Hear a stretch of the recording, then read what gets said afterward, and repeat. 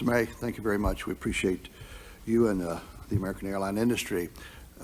Is it your assessment that basically 9/11 has been the main factor in the airlines' decline, or how do you see that? I mean, the airlines are in trouble now in America, and one of the things that bothers me is that part of the early rationale for Al Qaeda attacking the country was to go to the heart of our economy and use airlines to do it.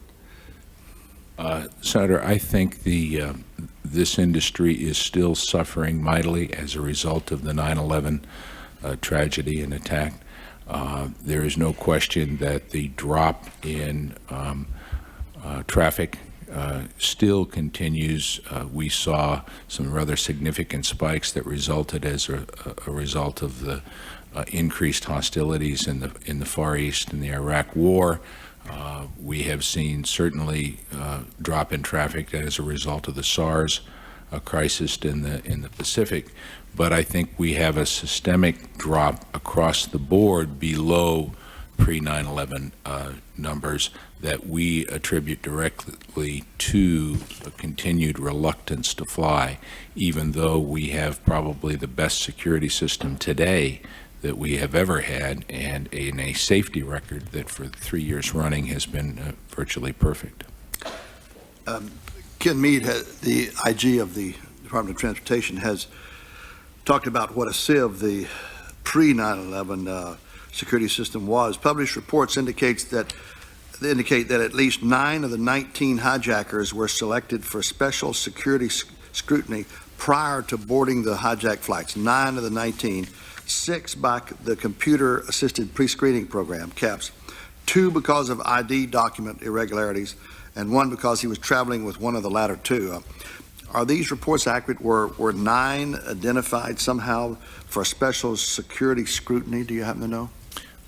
Sir, I do not know the answer. I'm not familiar with the specifics of the 9. I can tell you this, that there clearly have been a number of reports as to the effectiveness of the pre-9/11 security system. We're well aware of the red team activities and so forth.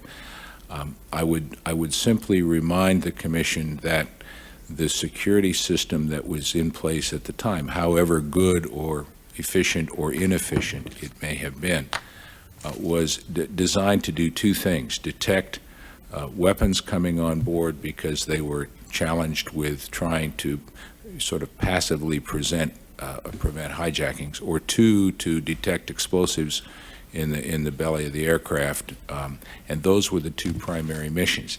To the extent that the system overall was effective, I think in a period of time from 1990, when that system was put in place, until the events of 9/11, there were something on the order of 9 billion passengers and 50 million flights that were checked without incident. And so I think, we can all look back and find a lot of reason to think that it wasn't as effective as we would like it to be, and I think be accurate in that.